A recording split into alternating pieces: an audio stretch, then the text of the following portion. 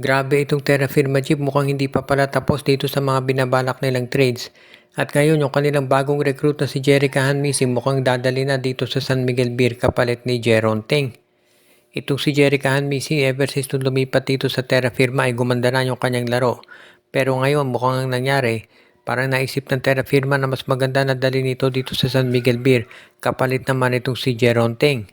Kung sakasakali, straight up yung trade na mangyayari at hindi na siguro tayo matataka kung yan ay aaprubahan agad ng PBA. Si Jerica Hanmisi ay isang outside scorer at parang yan ang bagay dito sa San Miguel Beermen.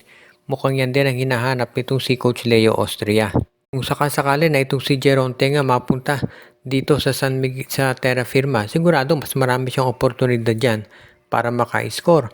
Dahil alam natin medyo limitado options nitong si Coach Ronald Tubid. At sa panig naman ng San Miguel Beer, itong si Jerica Hanmisi, magiging off the bench player yan. Pwedeng small forward, pwedeng shooting guard, depende kung anong pangangailangan ni Coach Leo Austria. Kaya nga, ito namang si Jerica Hanmisi, alam natin nasa Magnolia dati yan, nag-request ng trade. At medyo hindi nagulat daw nung nalipat siya sa Terra Firma. Pero mukhang hindi rin naman siya magtataga sa Terra Firma at mapupunta rin siya dito sa San Miguel Beermen. Sigurado mas limited ang minutes niya dyan sa SMP pero kahit papano mas malaki tsansa na siya ay makapasok sa playoffs o kaya finals, magnalo pa ng championship. Kaya kahit papano okay na rin yan para dito kay Jerica Hanmisi. Lalo na at yung kanyang sitwasyon ngayon mas gaganda kapag lumipat sa San Miguel. Dahil sigurado na magkakaroon ka ng mas malaking chance na maglaro para sa isang championship contender.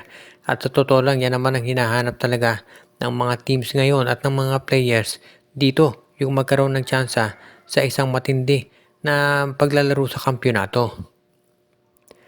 Ang Converge Fiber XS ngayon ay isa dito sa mga teams na nakikita natin na malaki tsansa manalo ng kampyonato. Pero kinakailangan siyempre na mag-upgrade din sila kahit papano dito sa kanilang lineup dahil medyo meron pa rin kulang. Unang-una nakita natin kulang dito sa Converge Fiber XS yung kanilang bench. Malakas na yung starting 5 ng Converge pero mukhang kinakailangan nilang magdagdag ng bench players at ang isa doon sa nakikita at isa doon sa mga sinasabi ng mga analista pwedeng kunin ay itong si Richie Rivero mula sa Phoenix Fuel Masters o kaya naman itong si Calvin Abueva.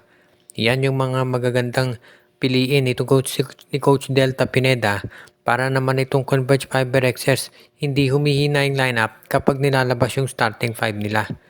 Alam natin na yung starting 5 ng Converge kayang sumabay kahit sino dito sa PBA. Pero ang nagiging problema yung kanilang bench. Kaya nga itong si Coach Delta Pineda alam din yan. At yan ang dahilan kung bakit ngayon ay susubukan na nilang gumawa ng paraan para makakuha ng mga additional na mga players na pwede talagang magamit. As it is, itong si Coach Delta Pineda, siguradong alam niyan kung ano ang kinakailangan gawin pagdating dito sa lineup ng Converge Fiber Xers. At yun nga pagdagdag sa mga ganitong klaseng players. Katulad nitong sila Rivero, si Abueva, alam niya yan. Kaya sigurado gagawa ng major move itong Fiber Xers para makuha ang mga nabanggit.